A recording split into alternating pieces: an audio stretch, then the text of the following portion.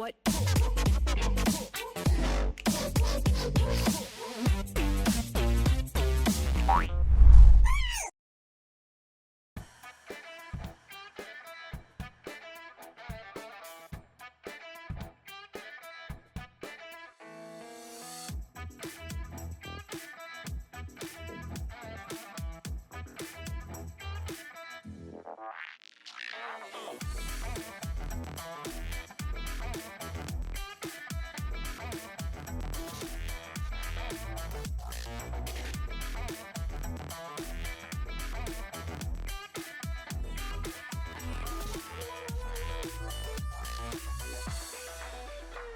Now, will we see the mid Aatrox versus Rise?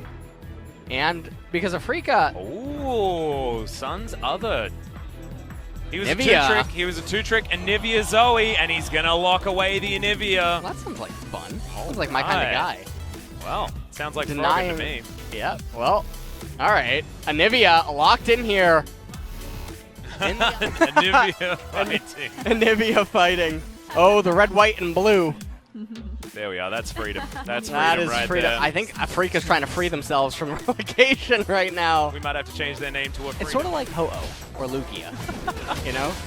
Oh! It's almost Dread. like Cuz is dead. He gets the flash off, goes underground, burrows his way out. But Dread is able to lock down that Wolf Camp. Really nice way forward. As soon as the Anivia hits level 6, that's when the problems happen. Speaking of problems, on the bottom side of the map, aiming has to flash to get himself a Prey Seeker! Gets the first blood. Nicely done there from Cuz. Flashless and 20 CS behind. Yeah. So aiming not having the best of performance here in this game number 2. Prey Seeker. Well, here on the bottom side of the map, she's dead again. Jelly's also going to be dead. That's a decent trample stun.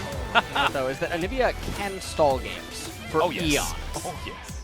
And so this was all too easy. Teleport coming in here. Bye. Aiming in Jelly. We're getting turned into Jelly is what's happening here. It was a relatively easy setup. Oh, so good. Oh,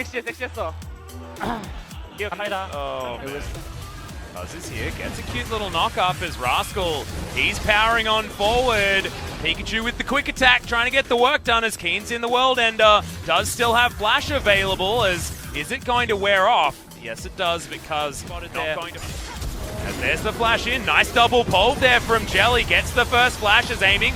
Comes on Dance. Downs United is going to be good, but not good enough, as Tucson now has to flash his way underneath this turret.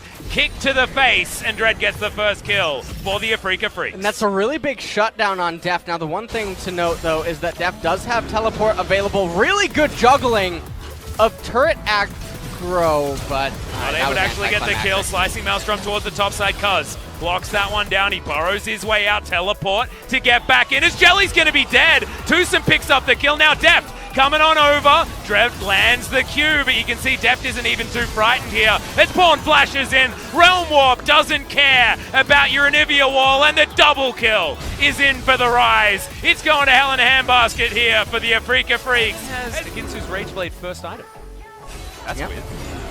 It is definitely weird indeed. But take a look at how all of this started. Aiming, using his ultimate to get into close range. They knock Deft right into the wall right there with the Lee Sin Dragon Kick, and then they kept botching the turret aggro after it looked like it was completely fine. Had aiming committed his flash to the other side of the Shen, this would have been a fine play. You just stand under the turret against the Shen, though. Like, it's just... It's really weird. Too easy, right? All the teleports coming in. Lee Sin over here not able to help out all that much. And you can see he safeguards only to then be brought to his untimely demise. 4 stacks on the Dark Seal, and now 4 friends in the mid lane as well. He doesn't have flash, he's dead. That's a pickup for aiming. Expect is quite healthy. The Deft dashes in, that's a great taunt. See you later, Dread. Tucson grabs another kill. Deft continues to be tilted. Continue pressing R just in front of his turret. Look at that. See, I predicted that play. Is it just doesn't end. Yep, stopwatch is going to come in. Some interactive gameplay once again. He goes back to where he's comfortable, his roost. As you would say, another flash comes in from Tucson. Cuz steals away the kill. This time, Deft is not allowed to have one. Baron is dead. And And they're going to try and take at least something for it. They're not even going to try. Sun has a lot of minion kills, but Baron has changed since the days of Anivia making infinite video games. Another not respecting Realm Warp, as Aiming is really far up in a wave whose minions were coming towards him. Yeah. So definitely an error. As says, would you like to kill this one too, Cuz? And Cuz says, yes, sir. Thank you, sir. Yes, sir. Absolutely. I would love to go down. Yep. That was a silver platter. Kingzone fans in the audience, pretty keen.